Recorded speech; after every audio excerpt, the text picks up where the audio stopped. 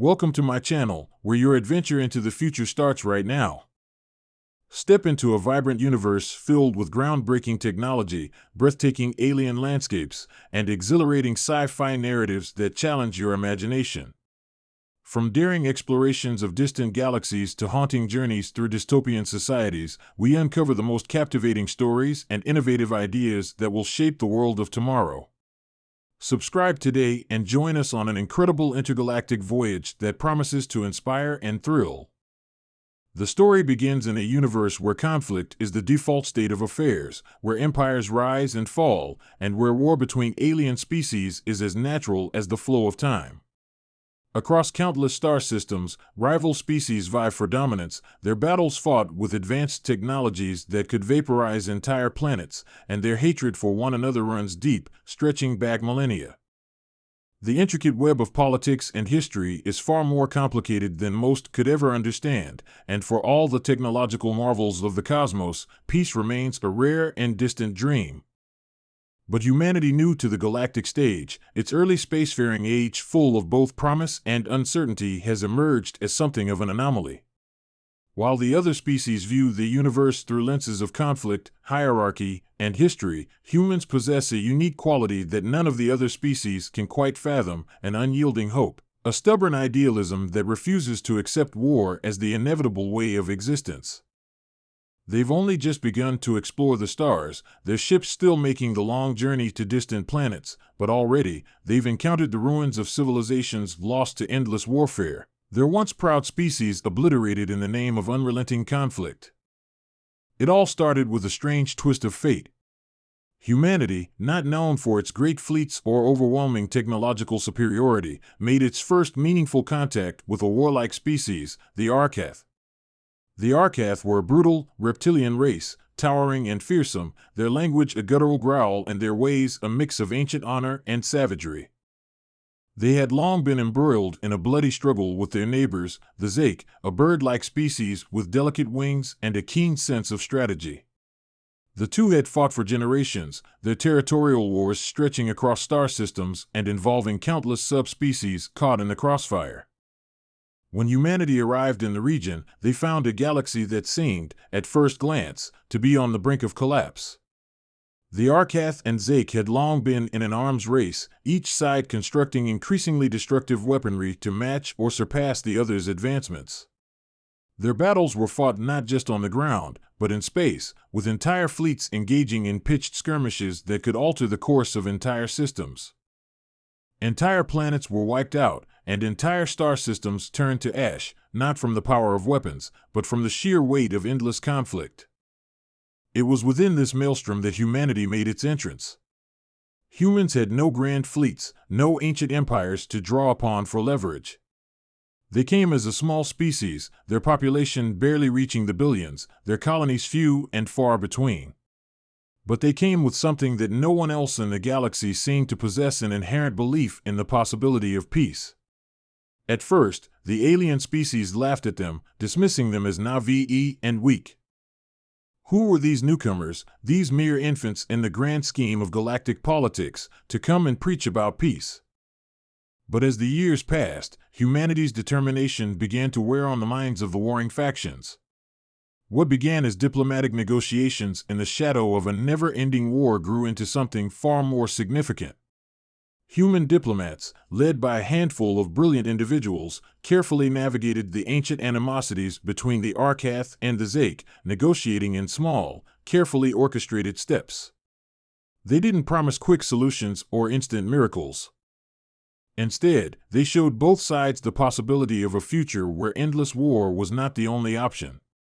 They spoke not of victory or defeat but of coexistence, of respect for one another's cultures, and of the shared benefits of peace. Of course, this wasn't an easy sell. The Arkath had no interest in appearing weak, nor did the Zake trust humanity's motives. War had been all they knew for so long that the very idea of peace felt like a betrayal of everything they had fought for. Both species were stubborn, their pride deeply ingrained in their histories. Yet humans persisted, one conversation at a time, one diplomatic mission at a time, bridging the gap between the two sides with patience, empathy, and most importantly, an understanding of the deeper psychological forces at play. The Zake, being a highly intellectual and strategic species, came to see the value of peace, not just from a moral standpoint, but also from a pragmatic one. After centuries of war, their resources were stretched thin, their fleets worn down, and their populations decimated. Even the strongest warriors were starting to question the endless cycle of violence. On the other hand, the Arcath were a species built on pride, on their martial prowess, and their honor. To them, peace was not just a failure, it was a humiliation. Their leaders, old and conservative, saw any concession to the Zake as a sign of weakness, something they would never allow. It was only when younger, more progressive voices began to rise within the Arcath that the possibility of peace started to gain traction. These were voices that saw the merit of humanity's arguments, who understood that war could not continue forever. Humanity's breakthrough came when they brokered the first major diplomatic meeting between the leaders of both the Arcath and the Zake. The meeting was fraught with tension, each side bringing decades of hatred and distrust to the table. Yet, amidst all the posturing, one thing became clear: neither side wanted to continue the war, but neither side knew how to stop. Humanity, ever the outsider in this conflict, had the luxury of seeing the larger picture. While both species were concerned with their immediate survival, they failed to see the long-term consequences of their actions: the loss of entire ecosystems, the extinction of species, and the irreversible damage done to the fabric of the galaxy itself. As the months went by, the human diplomats continued to meet with both the Arcath and the Zake. Slowly, they began to forge agreements, small but significant steps toward de-escalation. A ceasefire was declared in certain contested systems, and temporary borders were established to prevent further bloodshed. It wasn't a grand peace treaty, not yet. But it was a start. The real turning point came when humanity's military was called in to intervene. Although humanity had no desire to participate in the ongoing war, their fleet was well positioned to act as a neutral force. The Arcath had one of their supply convoys ambushed by Zake raiders, and in retaliation, a Zake capital ship was crippled by a surprise attack from Arcath forces. The situation was spiraling out of control, and both sides were preparing for full-scale warfare once more. It was then that humanity's fleet, led by Captain Alara Quinn, a highly respected officer known for her tactical genius and unwavering commitment to peace, stepped in. Captain Quinn's fleet was small compared to the massive armadas of the Arcath and Zake, but it was well-disciplined and well-equipped, and it carried the weight of humanity's commitment to peace. With calculated precision, Captain Quinn and her fleet brokered a temporary ceasefire between the two factions, their arrival a show of strength and resolve. It was the first time in history that a neutral force had been able to exert such influence in the midst of an ongoing war. From that moment on, the dynamics of the conflict began to shift. The pressure from humanity's military, combined with the ongoing diplomatic efforts, led to an unprecedented series of talks between the Arcath and Zake. The warring factions, tired and wary of continued conflict, slowly began to concede. The peace process wasn't easy, and it wasn't quick. It took years of negotiation, compromises, and setbacks, but humanity's involvement remained a stabilizing force. They didn't come with ultimatums or demands. Instead, they acted as mediators, providing the space for both sides to work through their differences. The final breakthrough came when a joint human-Arcath scientific initiative was launched to repair the damage done to a planet that had been heavily bombarded during the war.